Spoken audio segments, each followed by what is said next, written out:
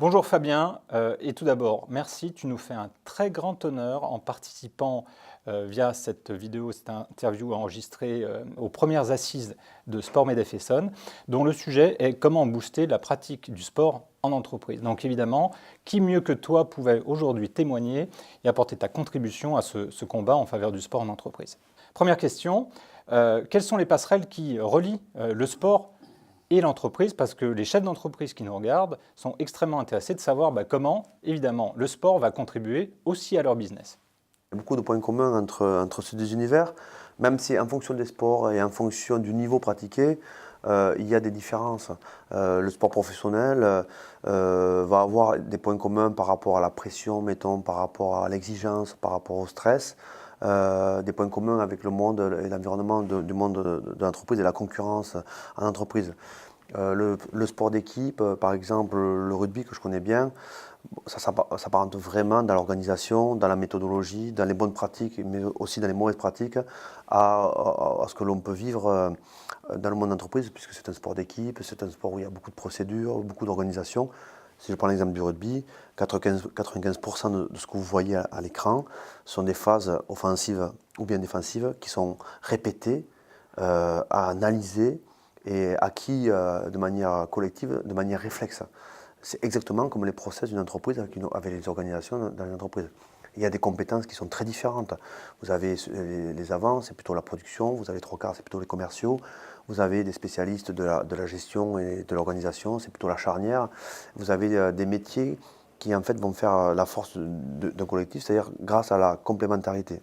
Alors s'il y a des passerelles entre les deux univers, pour autant, est-ce que le chef d'entreprise, c'est un peu le coach de la performance? Et toi, qu'est-ce que tu as constaté comme transposition très concrètement, et peut-être via des exemples, du chef d'entreprise au coach ou dans l'autre sens? Moi, je pense que parfois on se trompe déjà, parce que quand on parle de sport, on dit performance, performance, performance, performance, aller au bout de soi, aller au bout de soi, au bout de soi. Et je ne suis pas certain que ce soit le bon exemple.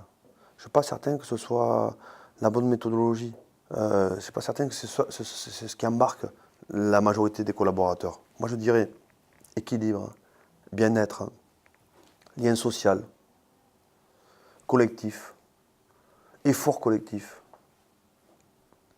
épreuve collective, challenge collectif. Je détournerai plutôt la pratique du sport vers l'entreprise par une approche douce, par une approche agréable, par une approche plaisir. Et petit à petit, en fonction des profils, naturellement, tout le monde va trouver sa place. Il y a ceux qui vont vouloir courir lentement, si je prends la course. Il y en a qui vont vouloir un petit peu accélérer, parce qu'ils ont envie de faire un petit challenge. Et puis, il y en a qui vont vouloir sprinter.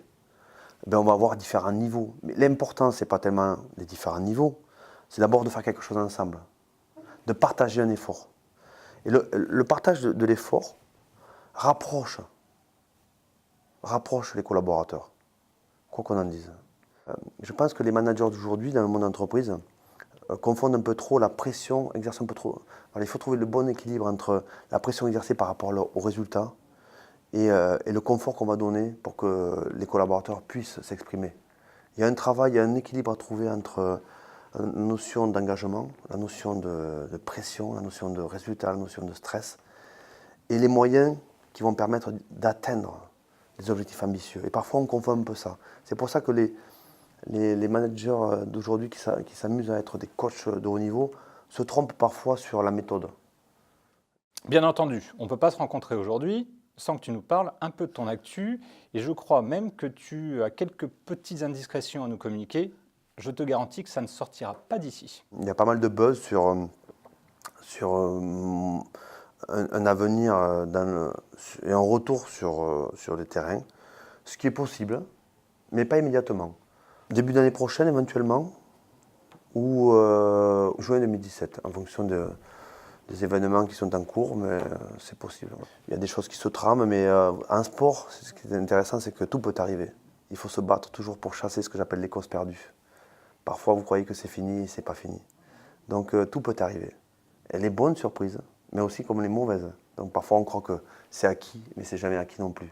Merci beaucoup. Merci Fabien. pour cet entretien. Et puis donc à bientôt. À bientôt. Sur les terrains ou ailleurs. Sur les terrains ou ailleurs.